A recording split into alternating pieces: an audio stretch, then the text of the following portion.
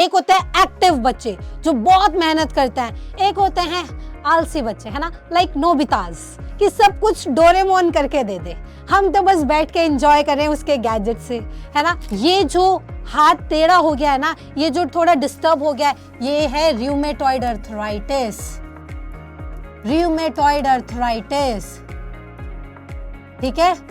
तो ये memory cells जो होती है पहले ये सब कुछ देखती हैं और बड़े होके ना इफेक्टर सेल्स बन जाती है और अपने बाप का, दादा का, सबका बदला लेती है ना जी। तो ये वही मेमोरी सेल्स होती है। तो ये सेल्स जो होती है ना बेटा, ये सेल मेडिएटेड इम्यूनिटी के लिए रिस्पॉन्सिबल होती है। फीमेल को अपने डेवलपिंग एग्स के लिए नरिशमेंट चाहिए होता है, इसलिए फीमेल मस्किटो ही बाइट करती है। Hello everyone, welcome back to Prachand series.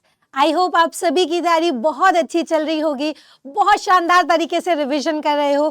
Countdown start हो गया है बेटा, धीरे धीरे करके एक एक दिन जा रहा है और आप अपने सपने के बहुत करीब आ रहे हैं, है ना।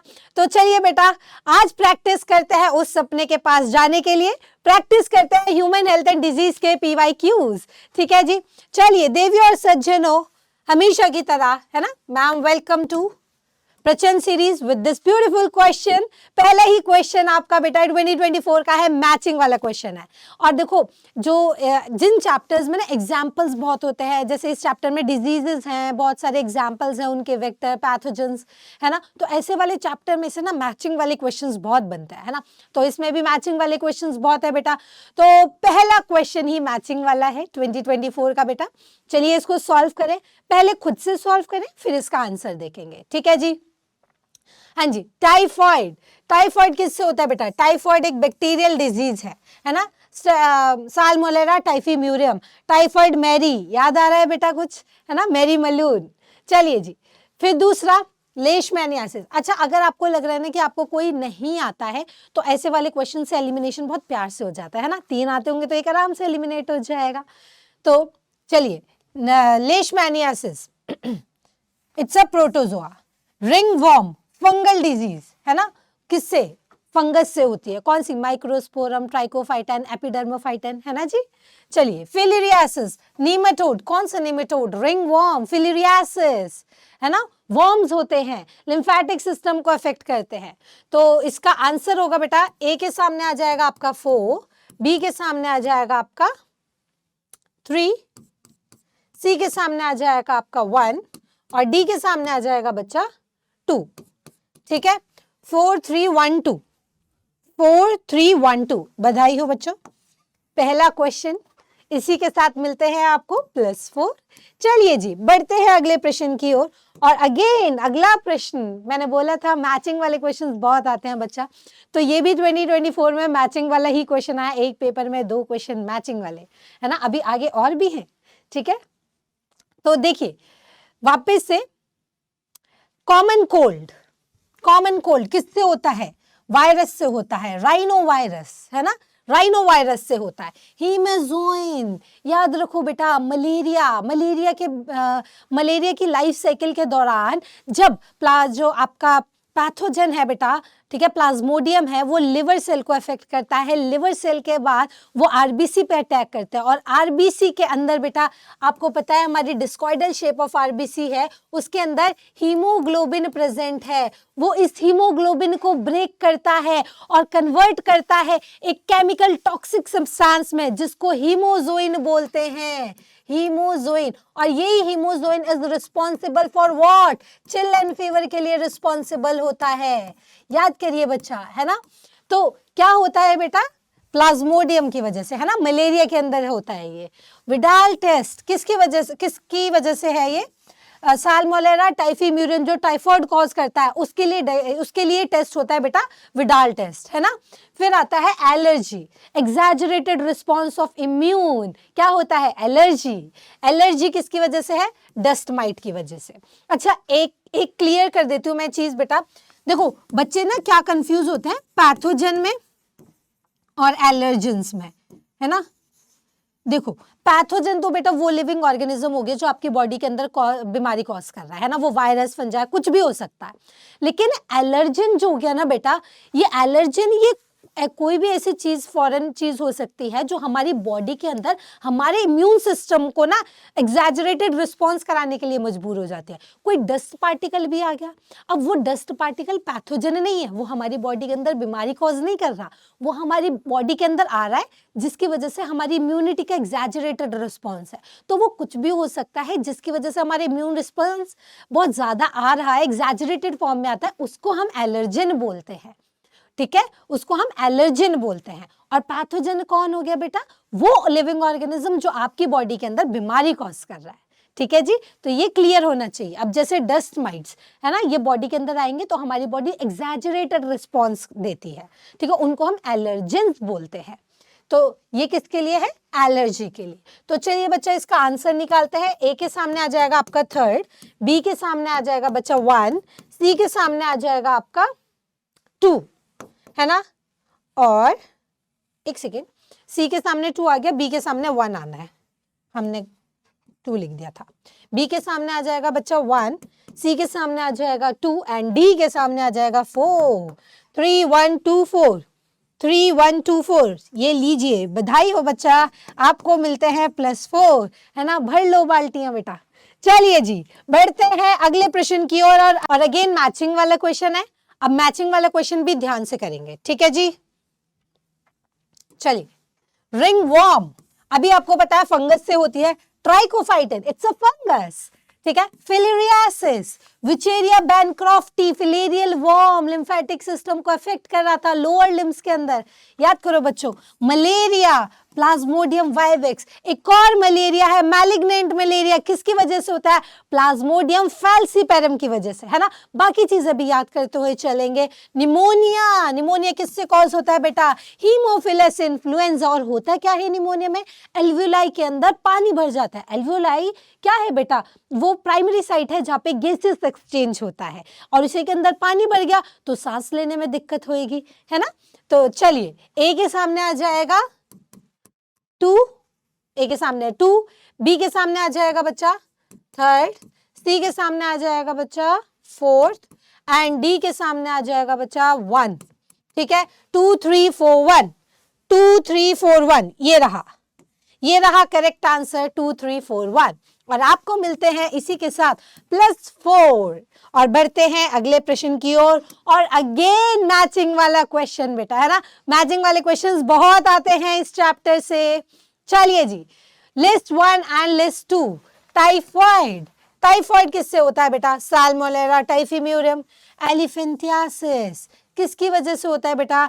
एस्केलमेंडीज की वजह से, विचेरिया बैनक्रॉफ्टी की वजह से, है ना, विचेरिया की वजह से। Ring worm, ring worm fungal disease है, माइक्रोस्पोरम की वजह से होगा। मलेरिया, ठीक है, प्रोटोजोन। ठीक है जी, ठीक है जी। चलिए आगे बढ़ते हैं। ए के सामने आ जाएगा बच्चा 2, बी के सामने आ जाएगा 3, सी के सामने आ जाएगा आपका 4 एंड डी के सामने आ जाएगा बच्चा 1। 2 3 4 1, 2 3 4 1। ये लीजिए, बधाई हो, भर भर के +4 इकट्ठे करते चलो बेटा, है ना, +4। और बढ़ते हैं अगले प्रश्न की ओर। एंड अगेन आपका वापस से मैचिंग वाला क्वेश्चन 2021 में भी, है ना। तो अब तो ये क्रिस्टल क्लियर हो गया है बच्चा लोगों। अगर नहीं भी पढ़ा है या नहीं याद हो रहा है तो याद कर लीजिए, ऐसे क्वेश्चंस पूछे जाते हैं। ठीक है, फिलेरियासिस किस वजह से होता है? विचेरिया बैनक्रॉफ्टी, एलिफेंटियासिस भी बोलते हैं, है ना, लोअर लिम्ब के अंदर होता है, एलिफेंट जैसा पैर हो जाता है इसलिए एलिफेंटियासिस बोलते हैं बेटा। एमीबाइसिस, एंटमीबा हिस्टोलिटिका, इंटेस्टाइन को अफेक्ट करता है। निमोनिया अभी अभी पढ़ा था। Haemophilus influenzae, ring worm, Trichophyton fungal disease है, लीशंस बन जाते हैं, इचिंग होती है ना। वार्म और ह्यूमिड टेम्परेचर के अंदर, जैसे कि आपने देखा होगा ना, सॉक्स पहनते हैं गर्मियों में तो कुछ लोगों के अंदर फंगल इन्फेक्शन हो जाता है। क्यों? क्योंकि उसको क्या चाहिए? मॉइस्चर चाहिए, पसीना आता है, मॉइस्चर मिलता है, सॉक्स पहन के रखते हैं, हीट प्रोड्यूस होती है ना, आराम से फंगल इन्फेक्शन हो जाता है बेटा। ठीक है जी। तो रिंग वॉर्म जो है, दाद जैसे है ना, दाद के एड्स भी तो बहुत आते थे, वही फंगल इन्फेक्शन होता है। चलिए जी, ए के सामने हो गया बच्चा 3, बी के सामने हो गया 4th, सी के सामने हो गया बच्चा 1 एंड डी के सामने हो गया बच्चा 2। चलिए 3 4 1 2, 3 4 1 2, ये लीजिए पहला ही ऑप्शन करेक्ट है और बधाई हो बच्चा लोगों, आपको मिलते हैं +4। अपना स्कोर जरूर लिखिएगा बेटा, मैम सभी के स्कोर देखती हैं, ठीक है। चलिए बढ़ते हैं अगले प्रश्न की ओर। एंड अगेन अगला प्रश्न 2020 में भी वापस से मैचिंग वाला क्वेश्चन। चलिए जी, match the following disease with causative agent and select the correct option. Correct option बताना है बच्चा। टाइफाइड, टाइफाइड, साल्मोनेला टाइफी, अब तो आधी बातें तो यही याद हो गई हैं। Pneumonia, haemophilus pneumoniae, filariasis, wuchereria, bancrofti, malaria, plasmodium vivax, है ना। एक एक एग्जाम्पल लेके मैं बात कर रही हूँ। चलिए जी, अब करना ही क्या है, मैचिंग करनी है। ए के सामने आ गया 3rd, बी के सामने आ गया बच्चा 4th, सी के सामने आ गया बच्चा 1, डी के सामने आ गया बच्चा 2, ठीक है। 3 4 1 2, 3 4 1 2, ऐसा लग रहा है जैसे रिपीटेड क्वेश्चंस हैं, ठीक है। देखो कितने प्यार से +4। चलिए जी, है ना। अब आ गया अगेन एक नया question, the infectious stage of Plasmodium that enters the human body is. अब जो प्लाज्मोडियम होता है ना बच्चा, ये वैसे तो बहुत सारी स्टेजेस में होता है, लेकिन आपकी एनसीईआरटी एक स्टेज का नाम देती है इन्फेक्शियस स्टेज की, और बड़ी ही खतरनाक स्टेज होती है, ठीक है। वो कौन सी स्टेज होती है, वो होती है स्पोरोजोइड्स। स्पोरोजोइड्स, है ना। जब कभी भी फीमेल मस्किटो जो है बाइट करती है ना। अब बहुत सारे बच्चों के अंदर ये डाउट होता है कि मैम फीमेल ही क्यों कट करती है, मेल क्यों नहीं करता, है ना। तो बेटा, है ना, हर माँ जो है अपने बच्चों के लिए बहुत मेहनत करती है, ऐसी ही इनका भी हक है बेटा, है ना। तो ये भी जो है बेटा अपने डेवलपिंग एग्स के लिए न्यूट्रिशन चाहिए होता है, और वो न्यूट्रिशन मिलता है इनको ह्यूमन ब्लड से, ठीक है। वहां से इनको आयरन मिलता है, न्यूट्रिशन मिलता है, क्योंकि ब्लड के अंदर आयरन बहुत होता है ना, तो आयरन मिलता है, न्यूट्रिशन मिलता है बेटा, और वो किसके लिए जरूरी होता है, इनके डेवलपिंग एग्स के लिए। अब मेल के अंदर, मेल तो प्रेग्नेंट नहीं होता है ना, तो मेल के अंदर तो एग्स नहीं होते, तो उसको जरूरत ही नहीं है, ठीक है। वो अपना काम चलाता है नेक्टर के साथ, लेकिन फीमेल को अपने डेवलपिंग एग्स के लिए नरिशमेंट चाहिए होता है, इसलिए फीमेल मस्किटो ही बाइट करती है। तो जब फीमेल मस्किटो बाइट करती है ना बेटा, तो क्या करती है, जो वो पियर्स करती है, तो उस दौरान बेटा फीमेल के रिजर्व जो सलाइवरी ग्लैंड है ना, तो बेसिकली फीमेल जब बाइट करती है ना, तो हाँ आपको पता है हमारे ब्लड के अंदर एंटीकोआगुलेंट होता है, तो वो क्या करती है, वो अपना म्यूकस रिलीज करती है, और वहां पे क्या कॉज करती है कि कहीं भी ब्लड क्लॉट ना हो जाए, ठीक है। हम वो क्या करती है, जब भी मस्किटो बाइट करती है तो अपना सलाइवा रिलीज करती है, पियर्स करती है कि वहां से ब्लड क्लॉट ना हो जाए और वो इजीली ब्लड को सक कर सके। तो जब वो सलाइवा रिलीज करती है, उस सलाइवा में साथ साथ इस प्लाज्मोडियम की ये स्पोरोजोइड स्टेज भी एंटर कर जाती है हमारी बॉडी के अंदर, और फिर वो स्पोरोजोइड जाते हैं लिवर के अंदर। ये स्पोरोजोइड जाएंगे लिवर के अंदर, लिवर के बाद इफेक्ट करेंगे, लिवर की सेल के अंदर मल्टीप्लाई करेंगे, बस्ट कर देंगे, फिर इतने बढ़ जाएंगे, फिर हमारी आरबीसी के ऊपर अटैक करेंगे, आरबीसी के अंदर भी एसेक्सुअल रिप्रोडक्शन करेंगे और बर्स्ट हो जाएंगे। आरबीसी के अंदर प्रेजेंट होता है हीमोग्लोबिन, हीमोग्लोबिन को तोड़ देते हैं, उसके अंदर जो कंपोनेंट्स होते हैं उसको कन्वर्ट, इस हीम को कन्वर्ट करवाते हैं केमिकल टॉक्सिक सब्सटेंस में, जिसको बोला जाता है हीमोजोइन, और यही रिस्पॉन्सिबल होता है बच्चा चिल और फीवर के लिए, ठीक है। और फिर ये अपनी गैमेटोसाइट स्टेज बना लेते हैं, कौन सी, मेल और फीमेल, ठीक है, मेल और फीमेल बना लेता है। लेकिन ये फेवरेबल साइट नहीं होती, गैमीट्स बना के रेडी कर लेता है, लेकिन फर्टिलाइजेशन के लिए जो एनवायरमेंट चाहिए, टेम्परेचर चाहिए, फेवरेबल कंडीशन चाहिए, वो ह्यूमन के अंदर प्रेजेंट नहीं होती।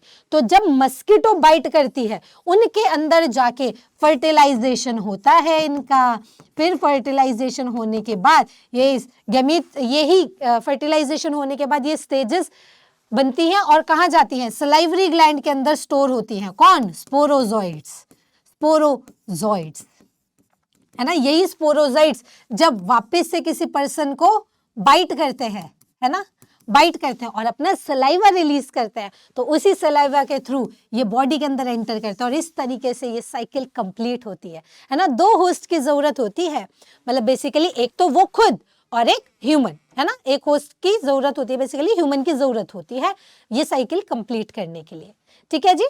तो कौन सी साइट होती है वो, मतलब कौन सी स्टेज होती है, दैट इज स्पोरोजोइड बच्चा, ठीक है जी। चलिए बढ़ते हैं अगले प्रश्न की ओर और वापस से अगेन मैचिंग वाला क्वेश्चन, है ना। मैचिंग भर भर के है इस चैप्टर में से, एनिमल किंगडम से भी बहुत मैचिंग वाले क्वेश्चंस आते हैं, ठीक है जी। Match the following column and select the correct option, है ना। अब तो हमारे प्यारे प्यारे बच्चों को याद हो गया होगा जी, है ना जी। टाइफॉइड, साल्मोनेला टाइफी, चलिए जी। मलेरिया, प्लाज्मोडियम वाइवेक्स, अभी तो प्लाज्मोडियम की कहानी सुनी। प्लाज्मोडियम की इन्फेक्शियस स्टेज होती है स्पोरोजोइट्स, वैसे इसमें और भी स्टेजेस होती हैं लेकिन वो आपको याद करने की जरूरत नहीं है, एनसीईआरटी में नहीं है तो क्यों लोड लेना, ठीक है। Plasmodium vivax, pneumonia, haemophilus influenzae, filariasis, wuchereria bancrofti. लीजिए कितना प्यारा क्वेश्चन है, कितना इजी क्वेश्चन है। 1 के सामने 4, बी के सामने बच्चा 3, सी के सामने 1 एंड डी के सामने 2, है ना जी। चलिए 4 3 1 2, 4 3 1 2, ये रहा, है ना। ये लीजिए, है ना। जितना प्यारा क्वेश्चन उतने प्यार से +4 ले लीजिए। चलिए बढ़ते हैं अगले प्रश्न की ओर।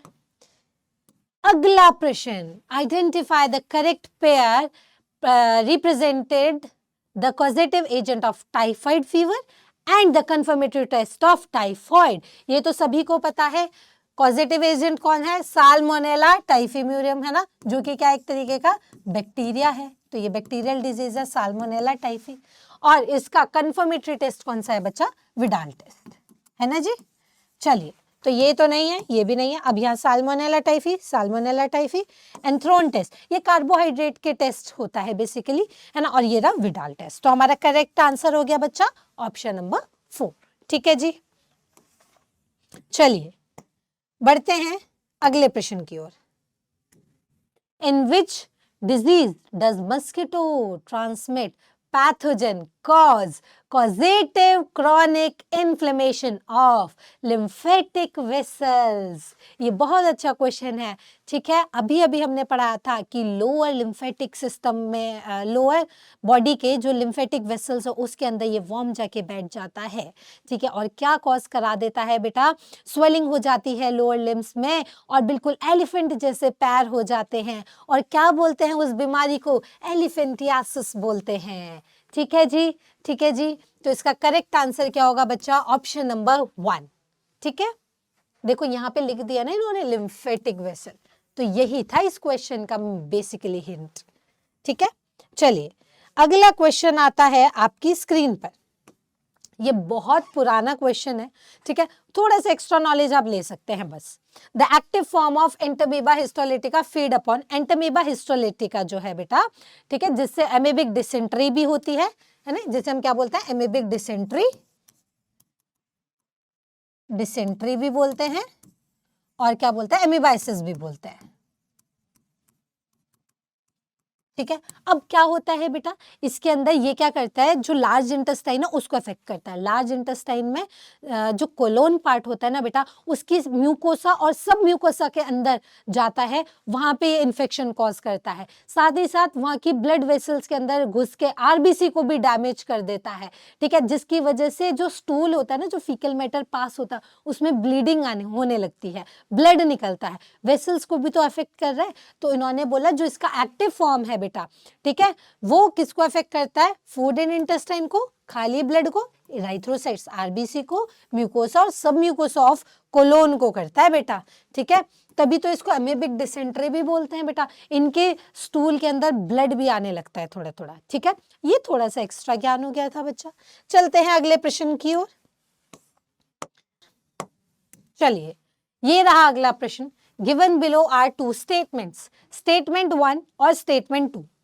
पहले स्टेटमेंट बोल रहा है bone marrow is the main lymphoid organ where all the blood cells including lymphocytes are produced, है ना। टॉम एंड जेरी में बॉब, देखो मेरे को याद आ गया उस डॉग का नाम बॉब है ना, उसके पास बोन होती थी, ठीक है जी। इस बोन के अंदर, ठीक है, इस बोन के अंदर बेटा बोन मैरो प्रेजेंट होता है, जहाँ पे हमारे सारी सेल्स का फॉर्मेशन होता है, ठीक है जी। तो ये यही बोल रहा है कि ये एक मेन लिम्फॉइड ऑर्गन है जहाँ पे blood cells including lymphocytes are produced, सब ब्लड सेल्स जो है प्रोड्यूस होती हैं। और स्टेटमेंट 2 बोल रहा है both bone marrow and thymus provide micro environment for the development and maturation of lymphocyte। आप बताइए क्या ये स्टेटमेंट सही है या ये स्टेटमेंट गलत है, ठीक है। दोनों ही स्टेटमेंट जो है लिम्फॉइड ऑर्गन से रिलेटेड है बेटा। तो पहला स्टेटमेंट बोल रहा है ये मेन लिम्फॉइड ऑर्गन है जहां पे सभी ब्लड सेल्स बनती है, बिल्कुल सही बात है। और बोथ बोन मैरो और थाइमस, थाइमस क्या होता है बेटा, एक छोटा सा ऑर्गन होता है बेटा, ठीक है, जो एज के साथ रिड्यूस होता जाता है, जितनी एज बढ़ती रहेगी उसका साइज जो है वो छोटा छोटा छोटा होता चला जाता है। तो बोन मैरो और थाइमस माइक्रो इन्वायरमेंट फॉर्म कराते हैं जहां पे डेवलपमेंट और मैचुरेशन ऑफ टी लिम्फोसाइट्स होता है बेटा। तो ये दोनों ही बातें सही हैं, तो both statement 1 and 2 are correct, जो कि होगा ऑप्शन नंबर सी, ठीक है जी। बढ़ते हैं अगले प्रश्न की ओर और आपको मिलते हैं +4। और बढ़ते हैं बच्चों अगले प्रश्न, which of the following reason is mainly responsible for graft rejection and transplantation of organs. अच्छा, ये चीज बहुत बहुत इंपॉर्टेंट है बेटा, है ना। वैसे तो देखो आपको एनसीईआरटी में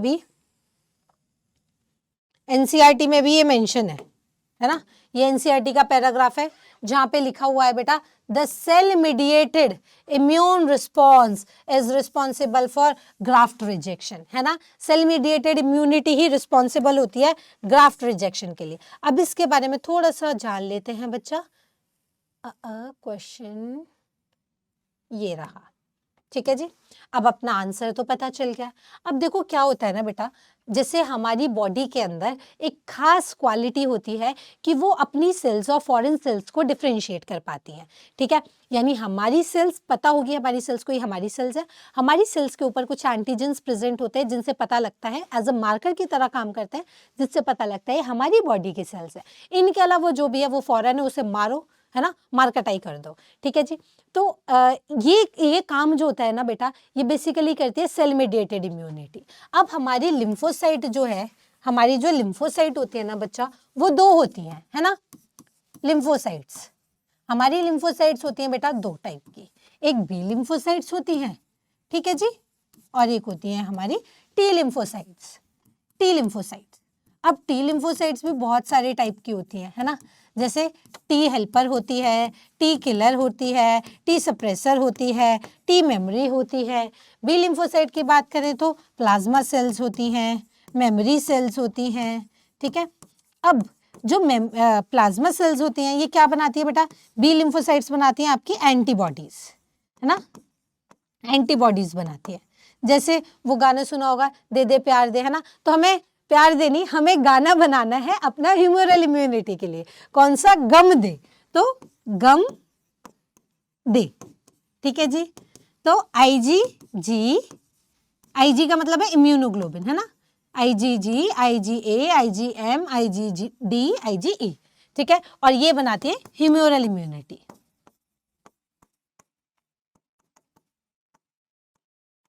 ठीक है जी। अब आती है दूसरी हमारी टी लिम्फोसाइट्स, ये बनाती है हमारी सेल मीडिएटेड इम्यूनिटी, है ना, सेल मीडिएटेड इम्यूनिटी। ये होती है टी हेल्पर सेल जो कि कमांडर की तरह काम करती है ना। जैसे कि सपोज किसी भी गांव में ना कोई गुंडे आ गए, है ना, कोई गुंडे आ गए मारने के लिए, तो ये क्या करती है ना, ये तो करती है मार कटाई। टी किलर और टी साइटोटॉक्सिन सेल्स जो होती है बेटा, ये करती है मार कटाई, ये सीधा लड़ेंगे। और टी हेल्पर्स ना ये बेस्ट फ्रेंड्स है, वो वाले बेस्ट फ्रेंड्स होते हैं ना जो कभी साथ नहीं छोड़ते। ये खुद अभी तो नहीं मारती, पहले तो नहीं मारती, ये पहले क्या करती है, बाकी गांव वालों को जाके बोलती है, सुनो सुनो हमारे दोस्त को पीटा जा रहा है। तो कुछ दोस्त होता है ना, गैंग बना के आ जाते हैं अपने दोस्त को बचाने के लिए, है ना। तो उधर से वो लोग भी आ गए, गांव वाले सारे इकट्ठे होके आ गए। तो ये क्या करती है, कमांडर सेल्स, यानी ये सिग्नल देती है इनको कि आप एंटीबॉडीज बनाइए बेटा, आप एंटीबॉडीज बनाइए मतलब, और हमारे को मारना है, ठीक है, अपने एनिमी को। तो ये कमांड देती है, ये मार्केटाई करती है। और जब गुस्सा शांत हो जाता है ना, जब मामला थोड़ा शांत हो जाता है तो ये सप्रेस करती है कि भाई कोई नहीं, अब वो तुमने उसकी अच्छी मार्केटाई कर दिया, अब उसको बिल्कुल जान से मत मारो, है ना, उसको थोड़ा सा जिंदा छोड़ दो। तो एक वो लोग होते हैं ना जो सलाह कराते हैं, तो ये सप्रेसर सेल वो होती है बेटा जो सलाह कराती है, सप्रेस कराती है, ठीक है। और ये मेमोरी सेल्स है, ये वो सेल्स हैं कि, है ना, इसने जो किया मुझे सब याद है, वो सब बैठ के देख रही है, मेमोरी बना रही है ना, कि इसका बदला तो मैं बाद में लूंगा या बाद में लूंगी, ठीक है। तो ये मेमोरी सेल्स जो होती है पहले ये सब कुछ देखती हैं और बड़े होके ना इफेक्टर सेल्स बन जाती है और अपने बाप का, दादा का, सबका बदला लेती है ना जी। तो ये वही मेमोरी सेल्स होती है। तो ये सेल्स जो होती है ना बेटा, ये सेल मेडिएटेड इम्यूनिटी के लिए रिस्पॉन्सिबल होती है। अब किसी का भी बेटा ऑर्गन ट्रांसप्लांट करना है, सपोज किसी की किडनी ट्रांसप्लांटेशन करनी है, तो हमारे को ना, जैसे आपने सुना होगा ब्लड ग्रुप मैचिंग करते हैं, ऐसे ही MHC मैचिंग होती है। MHC का मतलब होता है बेटा major histocompatibility complex, major histo compatibility complex, है ना। अब ये क्या होता है बच्चा, ये थोड़े से ना जीन्स का सेट होता है, तो इनकी ना मैचिंग करनी होती है। जैसे मैंने बोला था ना, कुछ सेल्स अपनी है, कुछ सेल्स फॉरेन सेल्स होती हैं, ठीक है। तो ये मैचिंग करनी होती है। अगर ये MHC मैचिंग हो जाती है तो बॉडी इसको एक्सेप्ट कर लेती है। अगर MHC मैचिंग नहीं हो पाती ना बेटा, तो फिर क्या होता है, ये मार्केटाई स्टार्ट कर देती है कि भाई ये तो फॉरेन है, इसे मारो, ये तो हमारा एनिमी है, इसे मारो। और फिर वही प्रोसेस है ना जो कहानी अभी सुनाई थी, फिर वही होता है, ठीक है। तो हमारे को जो है बेटा ऑर्गन ट्रांसप्लांटेशन या ग्राफ्ट रिजेक्शन जिसे बोला जाता है, ये जब रिजेक्ट हो जाती है तो ये किस वजह से होता है बेटा, सेल मेडिएटेड इम्यूनिटी जो है रिस्पॉन्सिबल होती है। लेकिन उसमें भी सबसे पहले हमें को क्या करना पड़ता है, MHC मैचिंग करना पड़ता है। हालांकि NCERT में नहीं है, बट ये इसके पीछे का कॉन्सेप्ट है ना। चलिए, तो इसके साथ हमने ये भी समझ लिया सेल मेडिएटेड रिस्पॉन्स कैसे रिस्पॉन्सिबल होता है इसके लिए। चलिए जी, बढ़ते हैं अगले मैचिंग वाले क्वेश्चन पे, ठीक है जी। Match the following, list 1 and list 2। PPCC क्या है? PPCC physical barrier, psychological physiological barrier, cellular barrier, cytokine barrier, है ना। 4 टाइप के बैरियर्स हमने पढ़े थे। तो एक बार देख लेते हैं साइटोकाइन बैरियर, इंटरफेरॉन सबसे पहले, है ना। इंटरफेरॉन क्या है? ये बिल्कुल अच्छे वाले दोस्त होते हैं ना, बेस्ट वाले फ्रेंड्स, है ना, #बेस्ट फ्रेंड्स जो होता है, ये वो है इंटरफेरॉन्स। मतलब कि अपने दोस्त के लिए कुछ भी कर जाएगा। क्या होता है, कभी भी कोई भी वायरस सपोज किसी सेल को इन्फेक्ट कर देता। अब ये हंसती खेलती प्यारी सी बच्ची थी, है ना, तो इसको किसी ने, ये प्यारी सी सेल थी बेटा, है ना, अब इसको किसी वायरस ने इन्फेक्ट कर दिया, तो मैंने ये इन्फेक्टेड सेल को बना दिया रेड कलर का। तो अब ये इन्फेक्टेड सेल ये खुद इन्फेक्ट हो गई, लेकिन ये इतनी अच्छी है कि अपने दोस्त को कुछ भी नहीं होने देगी, ये सारे ग्रह अपने ऊपर ले लेगी, है ना। तो ये क्या करती है बेटा, ये केमिकल सिक्रीट करती है, ठीक है। दिस इज इंटरफेरॉन, जो कि प्रोटेक्ट करता है बाकी नॉन इन्फेक्टेड सेल्स को इन्फेक्शन होने से, है ना। तो इसने साथ निभाया साथिया, है ना जी, ठीक है। तो ये क्या है बेटा, ये क्या है, इंटरफेरॉन। तो इंटरफेरॉन सिक्रीट किससे होता है बेटा, वायरस इन्फेक्टेड सेल से, ठीक है। ये क्वेश्चन भी आपको याद रखना है। तो ये किसका पार्ट है बेटा, ये साइटोकाइन बैरियर का है, इसके अंदर आ गया इंटरफेरॉन्स, ठीक है। फिजिकल बैरियर के अंदर आ गया बच्चा आपका म्यूकस, आपके रेस्पिरेटरी ट्रैक्ट के अंदर म्यूकस, डाइजेस्टिव ट्रैक्ट के अंदर म्यूकस, है ना। ये सब फिजिकल बैरियर है, फर्स्ट कांटेक्ट में आते हैं। फिर आता है आपका फिजियोलॉजिकल बैरियर, जैसे कि आपकी ह्यूमन बॉडी के अंदर फिजियोलॉजी, है ना, जैसे आपके स्टमक के अंदर एसिड प्रेजेंट है, HCl हाइड्रोक्लोरिक एसिड, बड़ा ही स्ट्रॉन्ग एसिड होता है ना। कितना pH, लगभग 1 के अराउंड pH होता है इसका बच्चा। तो ये गैस्ट्रिक जूस के अंदर जो HCl बनता है, ये किस लिए, ये भी तो यही काम करता है ना, कि कोई भी सपोज आपने खाने में, अब हालांकि जो तुम लोग जेनजीज हो, है ना, तो बहुत ज्यादा चाउमीन, मोमोज, पिज्जा खाते होंगे, ठीक है। तो हालांकि मिलेनियल्स भी खाते हैं, ठीक है, but Gen Zs are more fond of such foods. तो उनके अंदर जैसे वो खा रहे हैं, तो कई बार क्या होता है ना, भाई गोलगप्पे भी खा रहे हैं तो चला गया कोई माइक्रोब अंदर, तो हमारे स्टमक के अंदर जो HCl प्रेजेंट है वो उसको मार देता है ना। तो ये भी एक बैरियर की तरह ही तो काम कर रहा है बच्चा।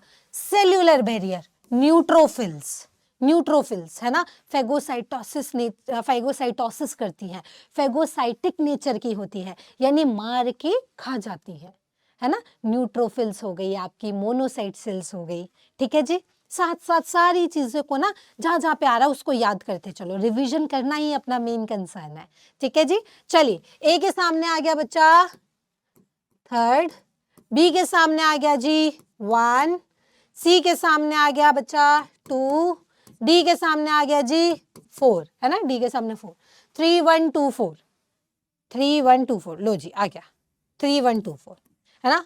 बधाई हो, भर भर के इकट्ठे कर लो +4। चलिए बढ़ते हैं अगले प्रश्न की ओर। अगला प्रश्न आपकी स्क्रीन पर, select the incorrect statement with respect to acquired immunity. हाँ जी, एक्वायर की हुई इम्यूनिटी के बारे में बात हो रही है। Acquired immunity is non specific type of defence present at the time of birth. ना जी ना, गलत बात नहीं बोलनी है ना। एक्वायर्ड इम्यूनिटी जो होती है बेटा स्पेसिफिक होती है, जो मतलब जो बाई बर्थ आ गई है ना, वो तो कोई भेदभाव नहीं करेगी, है ना, वो सबको मारेगी, कोई भी फॉरेन सेल आ गया उसको मारेगी। लेकिन जो एक्वायर्ड करी है वो किसी पर्टिकुलर हमने पैथोजन के लिए करी है, तो वो कैसी होती है, स्पेसिफिक होती है ना, स्पेसिफिक होती है, बहुत स्पेसिफिक होती है। ये पैथोजन के लिए करती है, ये भेदभाव करती है थोड़ा सा कि भाई मेरा काम तो इसे मारने का है, मैं किसी और को नहीं मारूंगी, है ना। तो ये वैसी वाली होती है, स्पेसिफिक होती है एक्वायर्ड इम्यूनिटी। प्राइमरी रिस्पॉन्स, अच्छा अब बात होने वाली है एक्वायर्ड इम्यूनिटी में रिस्पॉन्स की। 2 टाइप के रिस्पॉन्स होते हैं, primary response, secondary response. Primary response कब होता है, जब पहली बार पैथोजन बॉडी में आता है ना, और हमारी सेल उससे मिलती है, पहली बार मिले हैं हम एक दूसरे से, है ना, तो प्राइमरी रिस्पॉन्स है, ठीक है। जब सेम पैथोजन दोबारा मिलता है ना, सेम ही इंसान जब आपको दोबारा देखने को मिलता है तो मेमोरी बन जाती है ना। जब पहली बार मिले तो याद हो गया ना कि ये चेहरा तो देखा दिखाया है ना, तो पहली बारी में देखने के बाद मेमोरी बन जाती है। तो दूसरी बार जब वो पर्सन सामने आता है या वो पैथोजन सामने आता है तो हम उसे पहचान लेते हैं, है ना, तो वो होता है सेकेंडरी रिस्पॉन्स। सेकेंडरी रिस्पॉन्स को एनेम्नेस्टिक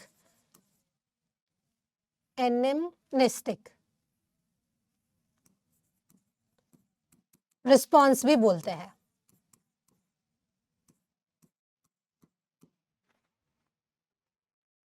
ठीक है। Primary response is produce when our body encounter a pathogen for the first time, बिल्कुल सही बात है। Anamnestic response is elicited on subsequent encounter with the same pathogen, जब सेम पैथोजन दूसरी बार आता है उसी को तो सेकेंडरी रिस्पॉन्स बोलते हैं। ये देखो जी, सेकेंडरी नहीं बोल रहे, इसलिए आपको पता होना चाहिए एनेम्नेस्टिक रिस्पॉन्स सेकेंडरी रिस्पॉन्स को बोलता है। Secondary response is due to the memory of first encounter, पहली नजर में देखने के बाद ना चेहरा याद हो जाता है, ठीक है जी। चलिए बधाई हो, और हमने इनकरेक्ट स्टेटमेंट निकाल दिया है और आपको मिल गए हैं +4। चलिए जी बढ़ते हैं अगले प्रश्न की ओर। अगला प्रश्न आपकी स्क्रीन पर, ठीक है जी। चलिए, there are 2 statement, statement 1 and statement 2। Autoimmune disorder is a condition where the body defense mechanism recognize its own cell as foreign body। ध्यान से समझिए, autoimmune है ना, autoimmune disorder, ठीक है जी, ऑटो इम्यून डिसऑर्डर। अच्छा इस वर्ड को ना अच्छे से खोल के समझता है। ऑटो, ये वो वाला ऑटो नहीं है बेटा, है ना, ऑटो रिक्शा वाला ऑटो नहीं है। ऑटो मतलब सेल्फ, हमारी ही बॉडी का इम्यून सिस्टम हमारी ही बॉडी की सेल्स को नहीं पहचानता, इसलिए एक बीमारी हो रही है, एक डिसऑर्डर हो रहा है जिसको ऑटो इम्यून डिसऑर्डर बोलते हैं, ठीक है जी। डिसऑर्डर और डिजीज में डिफरेंस होता है। डिसऑर्डर और डिजीज होती है पैथोजन से, किसी बैक्टीरिया, वायरस, फंजाई, उससे डिजीज हो रही है। लेकिन डिसऑर्डर हमारी ही बॉडी के अंदर कुछ माल फंक्शनिंग की वजह से हो रही है, वो किसी भी रीजन से हो सकती है। ठीक है जी, तो उसे हम बोलते हैं ऑटो इम्यून डिसऑर्डर। तो ऑटो इम्यून डिसऑर्डर एक ऐसी कंडीशन है जहां पे बॉडी का डिफेंस मैकेनिज्म यानी बॉडी का immune system recognise its own cell, अपनी ही सेल को एज फॉरेन बॉडी समझ लेता है और उनको मार देता है। तो ये बात बिल्कुल सही होगी, यही बात बोल रहा है कि वो ऑटो इम्यून डिसऑर्डर होता है। बिल्कुल सही बात। दूसरा बोल रहा है rheumatoid arthritis is the condition where body does not attack cell. गलत बात है। रूमेटॉइड आर्थराइटिस एक ऑटो इम्यून डिसऑर्डर है जिसमें हमारी ही बॉडी की सेल्स हमारी बॉडी की सेल्स को मारा जाता है। हमारा इम्यून सिस्टम हमारी बॉडी की सेल्स को मार देता है, जॉइंट्स को अफेक्ट करता है, टेढ़े मेढ़े हाथ पैर हो जाते हैं। एक बार ध्यान से देखिए बेटा, ध्यान से देखिए इस स्क्रीन पे, ये जो हाथ टेढ़ा हो गया है ना, ये जो थोड़ा डिस्टर्ब हो गया है, ये है रूमेटॉइड आर्थराइटिस। रूमेटॉइड आर्थराइटिस, ठीक है। इस तरीके से ना डिसेबिलिटी हो जाती है थोड़ा सा ना, क्योंकि बॉडी की सेल मारने लगती है। इस तरीके से देखो बेटा, है ना, क्या होता है जॉइंट्स में पेनस बन जाता है, थोड़े थोड़े ना मोटे मोटे क्रिस्टल्स जैसे बन जाते हैं, ठीक है, जिसकी वजह से जॉइंट्स में मूवमेंट में भी बहुत पेन होता है, ठीक है, डिस्टर्ब हो जाती हैं, ठीक है। तो ये होता है बच्चा रूमेटॉइड आर्थराइटिस के अंदर। चलिए क्वेश्चन पे भी आ जाते हैं बेटा, है ना। तो ये बात हो गई गलत। पहला स्टेटमेंट करेक्ट है, दूसरा स्टेटमेंट इनकरेक्ट है। पहला स्टेटमेंट करेक्ट है, दूसरा स्टेटमेंट इनकरेक्ट है। बधाई हो बच्चा पार्टी, आपको मिलता है +4। चलिए जी बढ़ते हैं अगले प्रश्न की ओर। और अगेन एक और क्वेश्चन है, आइडेंटिफाई द रॉन्ग स्टेटमेंट। हमारे को गलत बताना है। When ready-made antibodies are directly given, उसे हम बोलते हैं एक्टिव पैसिव इम्यूनिटी। दो टाइप की इम्यूनिटी होती है, एक्टिव और पैसिव, है ना। एक होता है एक्टिव बच्चे जो बहुत मेहनत करते हैं, एक होते हैं आलसी बच्चे, है ना, लाइक नोबिताज, कि सब कुछ डोरेमोन करके दे दे, हम तो बस बैठ के एंजॉय करें उसके गैजेट से, है ना। तो पैसिव इम्यूनिटीज आर लाइक नोबिताज, और एक्टिव वाले होते हैं जो खुद मेहनत करके काम करते हैं, जैसे तुम लोग, है ना, तुम नोबिताज नहीं हो। चलिए, तो जब बनी बनाई एंटीबॉडी डाली जाती है उसको बोलते हैं पैसिव इम्यूनिटी, है ना। और जब हमारी बॉडी खुद से ही मेहनत करके एंटीबॉडी बनाती है उसको बोलते हैं एक्टिव इम्यूनिटी। अब खुद से मेहनत करके कैसे बना सकती है? या तो हम क्या करें, अगर हमारे को वैक्सीनेशन जो है ना वो इसी के ऊपर है, हम क्या करते हैं कई बार ना, जो पैथोजन है, सपोज किसी भी पैथोजन की वैक्सीन बनाना है तो उसको उसके हाथ पैर तोड़ दो, उस पैथोजन को, उसको डिसआर्म्ड कर दो कि वो बीमारी कॉज ना कर सके, और बॉडी के अंदर डाल दो। बॉडी के अंदर गया तो हमारा इम्यून सिस्टम तो मेहनती है, काम कर रहा है, ठीक है। अब वो बीमारी कॉज नहीं कर सकता क्योंकि मैंने उसको डिसआर्म्ड कर दिया, ठीक है। अब वो बॉडी के अंदर गया, ठीक है, हमारी बॉडी उसको पहचान लेगी और उसको मार कटाई कर देगी, लेकिन पहचान के एंटीबॉडीज भी बनाएगी। तो जब सेकेंड टाइम एनाम्नेस्टिक रिस्पॉन्स, जब सेकेंड टाइम सेम पैथोजन असली वाला आएगा तो हमारी बॉडी के अंदर पहले से एंटीबॉडीज बनी होगी, उसको मार कटाई कर देगी, है ना। तो जब बॉडी खुद से एंटीबॉडी बनाती है उसको बोलते हैं मेहनत करके एंटीबॉडी बनाना, एक्टिव इम्यूनिटी। और जब बनी बनाई रेडीमेड एंटीबॉडी आती है उसे बोलते हैं पैसिव इम्यूनिटी। तो यहां बोल रहा है when readymade antibody are directly given, उसे बोलते हैं पैसिव इम्यूनिटी, जो कि बिल्कुल सही बात है। When active immunity is quick and give full response, ये जल्दी नहीं बनती, ये थोड़ा सा टाइम लेती है, नेचुरली बन रही है ना। और नेचर का नियम है धीरे धीरे धीरे तरक्की होना, इवोल्यूशन होना, है ना। सब कुछ बहुत स्लो होता है और लॉन्ग टाइम के लिए होता है, ठीक है। तो ये स्लो होती है, फुल रिस्पॉन्स देती है, लेकिन ये बात क्विक बोला है ना इन्होंने, तो ये गलत है। Foetus receive some antibodies from the mother, it's an example of passive immunity. ये बात बिल्कुल सही है कि जो जब तुम फीटस थे ना, जब मदर की बॉडी में थे, तो कुछ इम्यूनिटी जो है, कुछ एंटीबॉडीज आपकी मदर से आपकी बॉडी के अंदर आई थी, ठीक है। वो भी मदर ने बनाई थी, लेकिन प्लेसेंटा से क्रॉस होकर आपकी बॉडी के अंदर आई, तो वो क्या हुई बेटा, पैसिव इम्यूनिटी होगी। बिल्कुल सही बात है। When expose to the antigen कोई भी लिविंग या डेड, है ना, लिविंग भी हो सकता है, डेड भी हो सकता है। एंटीबॉडीज बनती हैं होस्ट के अंदर, उसको हम क्या बोलते हैं, एक्टिव इम्यूनिटी, है ना, यही बात मैंने आपको अभी बताई थी।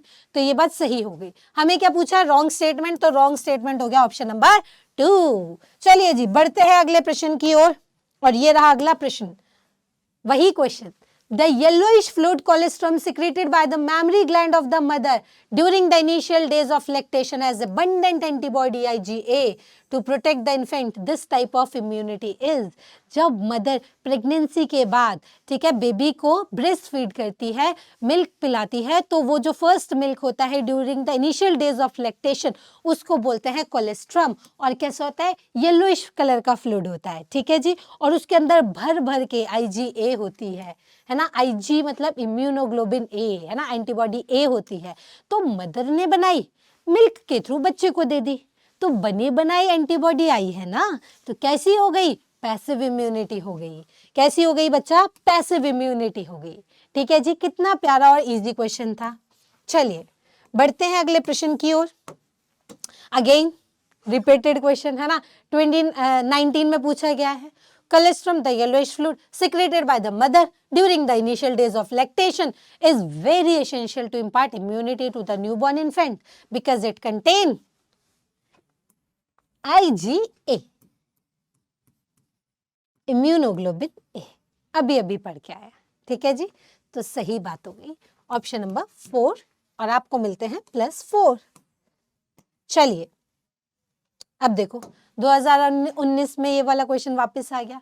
इनमें से कौन सा रिस्पॉन्सिबल है किडनी के ग्राफ्ट रिजेक्शन के लिए? Graft rejection, cell mediated immunity, T lymphocyte responsible होता है। कितना आसान है, सेल मीडिएटेड इम्यूनिटी, ठीक है। ऑटो इम्यून क्या होता है, खुद की सेल खुद को मारती है, तो ये नहीं होगा। ह्यूमोरल किसकी वजह से होता है, बी लिम्फोसाइट की वजह से, ये नहीं होगा। इन्फ्लेमेशन नहीं होगा, सेल मीडिएटेड इम्यूनिटी, ठीक है जी। चलिए अब आया एग्जैक्ट, एनसीईआरटी से उठ के exact line. Malt mucosa associated lymphoid tissue constitutes about कितने % of lymphoid tissue human body में? बिल्कुल एग्जैक्ट एनसीईआरटी की लाइन है बच्चा, ये रही एनसीईआरटी की लाइन, ठीक है। देखो, there is a lymphoid tissue also located within the lining of major tract, respiratory, digestive, urogenital, है ना, और उसी को हम क्या बोलते हैं, mucosa associated lymphoid tissue. It constitutes about 50% of the lymphoid tissue in a human body, 50%, है ना। एनसीईआरटी के एग्जैक्ट लाइन उठ के आती है बेटा, है ना। तो चलिए अब आप इसका आंसर बताइए, जो कि बहुत इजी है, 50% +4। चलिए ठीक है जी। Transplantation of tissue organ fails offer due to non acceptance by the patient body, which type of immune response is responsible for such rejection? तो सबसे पहले क्या होता है, MHC मैचिंग करता है ना, सबसे पहले ब्लड ग्रुप मैचिंग करता है, फिर MHC मैचिंग करते हैं, फिर तब जाके ऑर्गन ट्रांसप्लांट हो पाता है, ठीक है।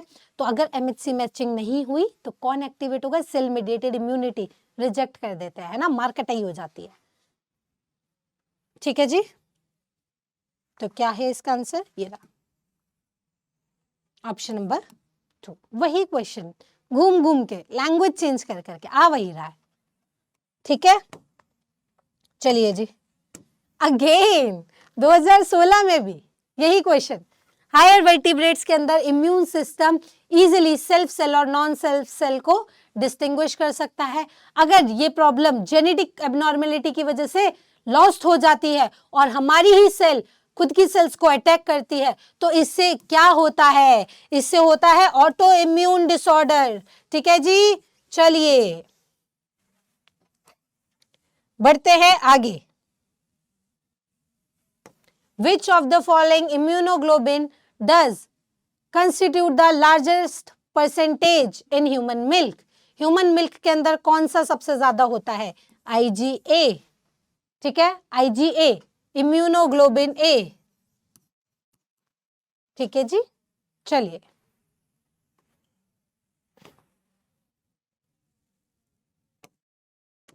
cell mediated immunity inside the human body is carried out by, cell mediated immunity जो है किसी भी ह्यूमन बॉडी में, वो किस वजह से होती है?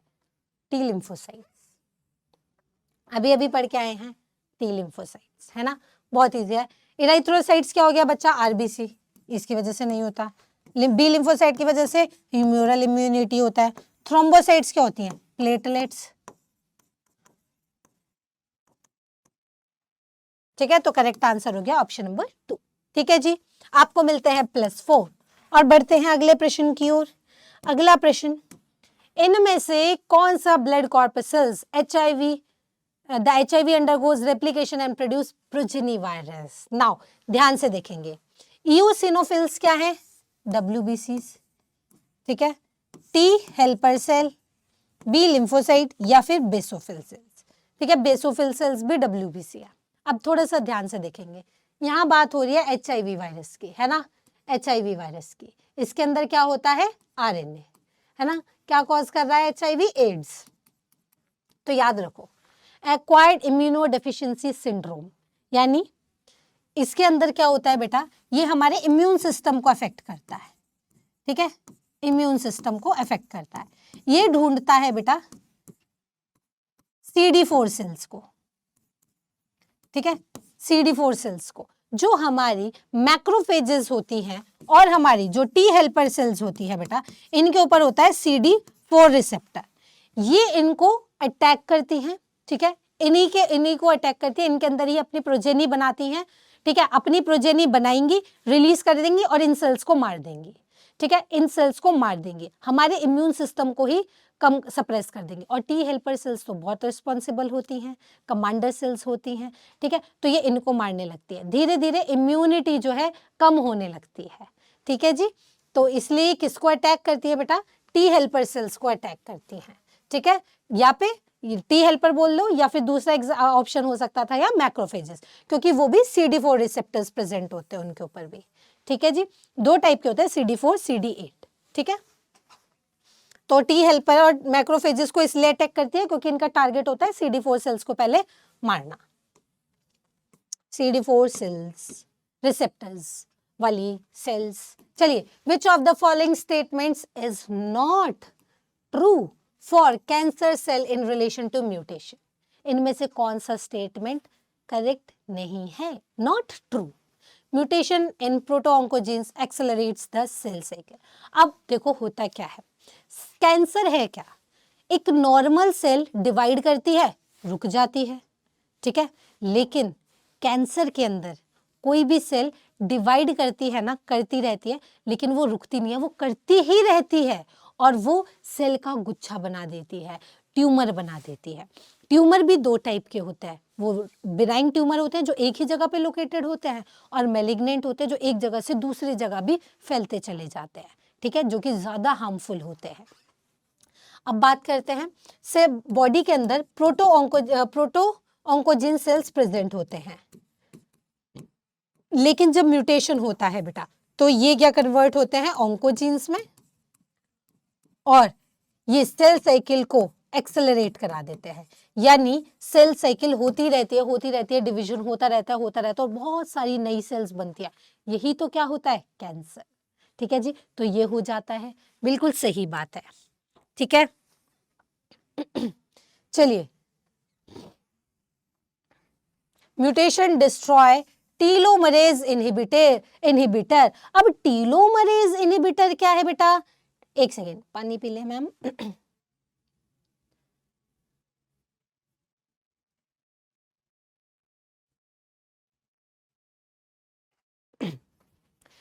अब देखो टीलोमरेज इनहिबिटर क्या है। अब जो टीलोमरेज है वो होता क्या है बेसिकली, ये देखो, जो आपका क्रोमोसोम होता है ना बच्चा, इस क्रोमोसोम के ऊपर इस तरीके से टीलोमियर्स प्रेजेंट होते हैं, है ना। मैं आपको पिक्चर दिखाती हूँ, ये देखिए बच्चा। ठीक है, इस तरीके से टीलोमियर्स प्रेजेंट होते हैं, और जैसे जैसे सेल डिवीजन होता है ये टीलोमियर्स छोटे हो जाते हैं। तो एक टाइम आता है जब ये टीलोमियर्स बहुत शॉर्ट हो जाते हैं तो सेल डिवीजन रुक जाती है। तो सेल डिवीजन क्या होती है बेटा? रुक जाती है। अब सेल डिवीजन रुक गई तो नॉर्मल जो साइकिल होती है वो स्टॉप हो गई। तो अब इसको मेंटेन कौन करता है? टीलोमियर। ठीक है, और टीलोमियर यहाँ पे लिखते हैं टीलोमियर, टीलोमरेज, है ना। अब एक होता है टीलोमरेज इनहिबिटर, ठीक है, जो इसकी एक्टिविटी को चेक करता है।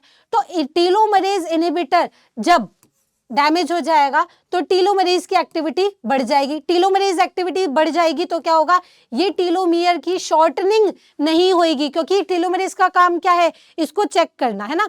तो इसकी शॉर्टनिंग नहीं होगी, शॉर्टनिंग नहीं होगी तो सेल डिवीजन होता रहेगा, क्योंकि सेल डिवीजन कब रुक रहा था, जब टीलोमियर बहुत छोटा हो जा रहा था। अब टीलोमरेज इसको शॉर्ट होने नहीं दे रहा, अब इसकी डिवीजन होती रहेगी।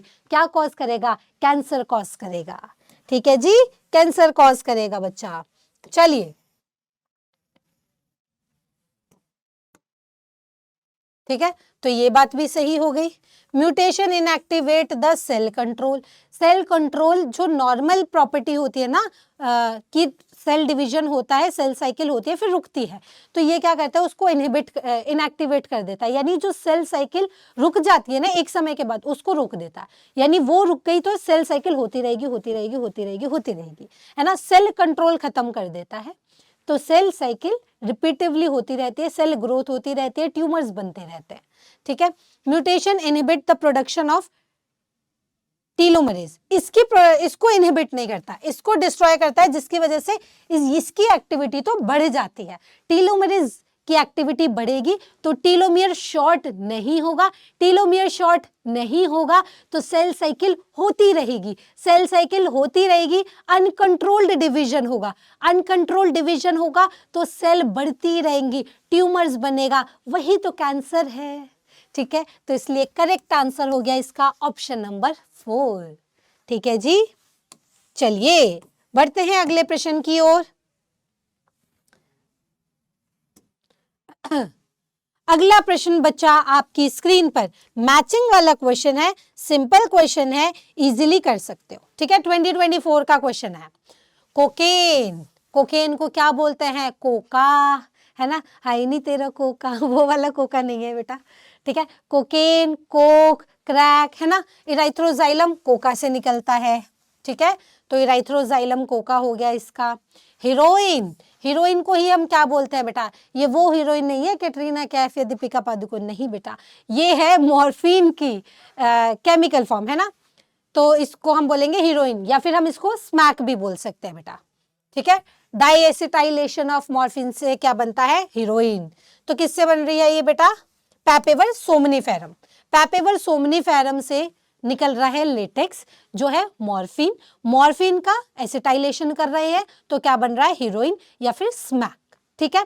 हीरोइन जो है वो नेचुरली पेन किलर मेडिसिन के तरीके से यूज होती है, लेकिन स्मैक या हीरोइन का कोई भी ऐसा बेनिफिशियल यूज नहीं है, मेडिकल यूज नहीं है, इसको इलीगल तरीके से नशे करने के लिए यूज किया जाता है, ठीक है, इलीगल होता है बेटा बेसिकली ये, ठीक है। और ये बनता कैसे है, मॉर्फिन का ही एसिटाइलेशन करते हैं हम, ठीक है, तो उससे हीरोइन या स्मैक बनता है।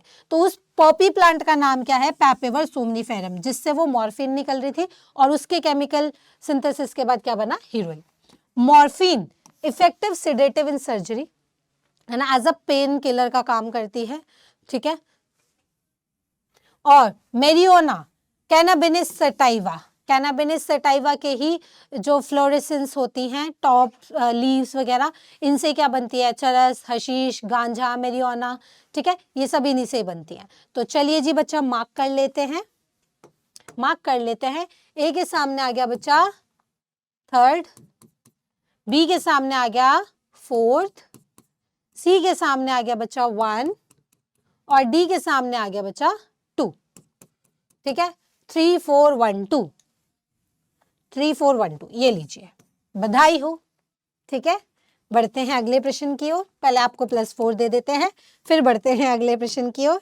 ये लीजिए, अगेन 2023 में भी ये क्वेश्चन आया था, ठीक है। हीरोइन, मैरिजुआना, कोकेन, मॉर्फिन, ठीक है। अब इनके अपने अपने रोल है, ये कहाँ कहाँ काम करते हैं ये भी बच्चा आपको याद होना चाहिए।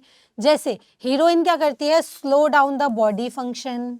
मैरिजुआना क्या करेगा बेटा, इसका इफेक्ट होता है कार्डियोवैस्कुलर सिस्टम पे। कोकेन, कोकेन क्या करेगा बेटा, cocaine interfere with the transport of dopamine, और मॉर्फिन पेन किलर का काम करती है। तो ए के सामने 2, बी के सामने 1, सी के सामने 4, डी के सामने 3, 2 1 4 3, 2 1 4 3। ठीक है, चलिए बढ़ते हैं अगले प्रश्न की ओर। चलिए जी, वापस वही आ गया। Diacetyl morphine is also called as heroine,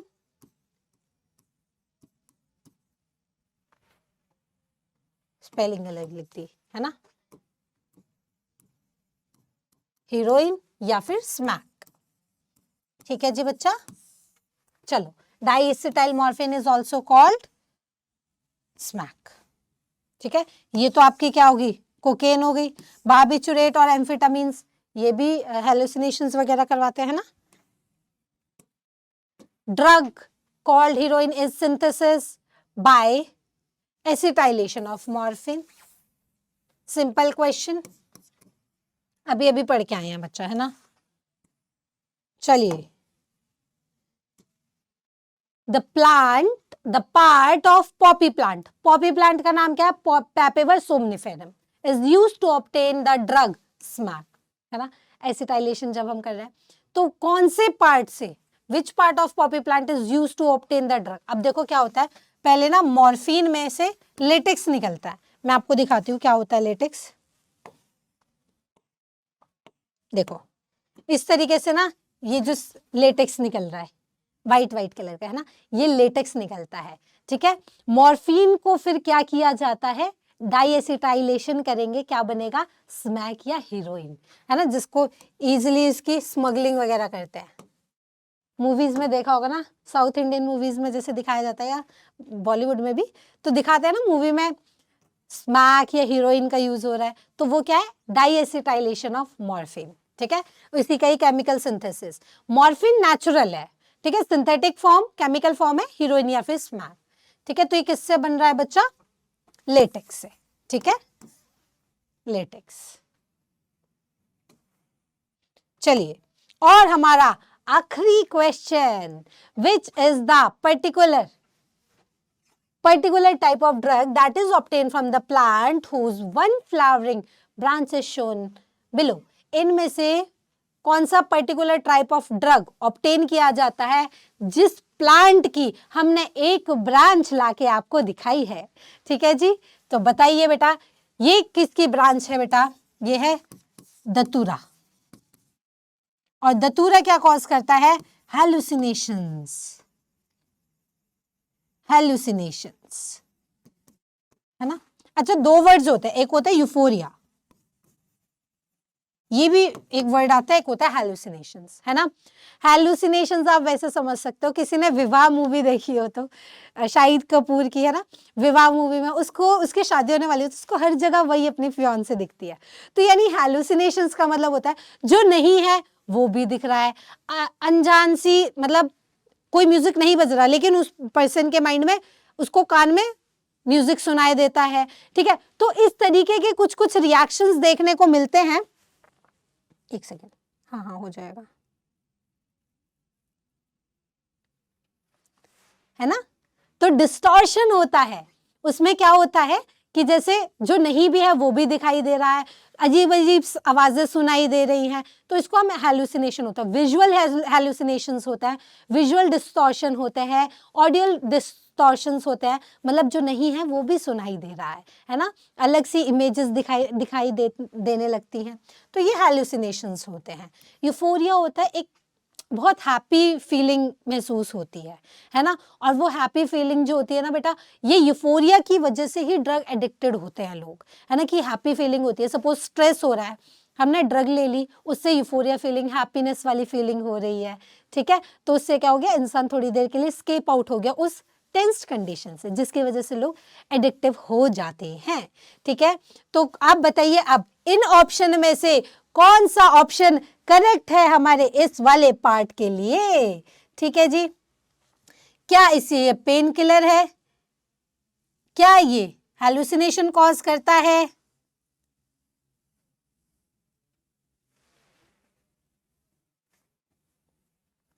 तो देखिए ये है दतूरा प्लांट। दतूरा प्लांट से कॉज होता है बेटा हैलुसिनेशन। अच्छा, हैलुसिनेशन जो होता है ना, एलएसडी आपने सुना होगा, एलएसडी से भी हैलुसिनेशंस होता है, या फिर कोकेन का बहुत ज्यादा अमाउंट लेने से भी हैलुसिनेशंस हो सकता है। ठीक है, तो पेन किलर नहीं है, डिप्रेसेंट नहीं है, स्टिमुलेंट नहीं है, हैलुसिनोजन है। ठीक है जी, ठीक है जी। एट्रोपा, बेलाडोना, दतूरा, ये सब हैलुसिनेशन कॉज करते हैं। ठीक है, तो ये था हमारा आखिरी सवाल, और I hope you guys enjoyed the session. और ऐसे ही मेहनत करते रहिए बच्चों, और मैं आपके लिए लेके आती रहूंगी हर चैप्टर का PYQ, ताकि आप फैमिलियर हो जाए किस टाइप के क्वेश्चंस पूछे जाते हैं, और आपकी प्रैक्टिस में लग जाए चार चांद। ठीक है, तो मिलते हैं फिर अगली वीडियो में। Wish you all the very best. मेहनत करते रहिए। Bye bye, take care.